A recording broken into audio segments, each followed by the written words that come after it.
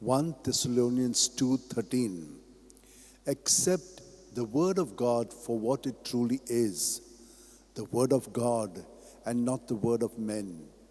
O devoted servant of God, Saint Francis Xavier, your heart was burning with love for Jesus. Impelled by this love, you went from country to country and spent yourself unto death, proclaiming the name of Jesus and the good news of salvation.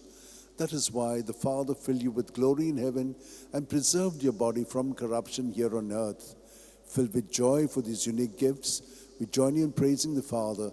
And now we ask your intercession for ourselves. You may pray for whatever you want through the intercession of Saint Francis Xavier.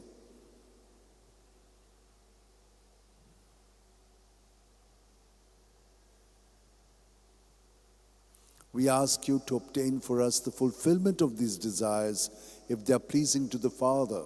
And for everything, together with you, we praise the Father through Jesus in the Spirit. Amen. And may Almighty God bless us, the Father, and the Son, and the Holy Spirit. Amen.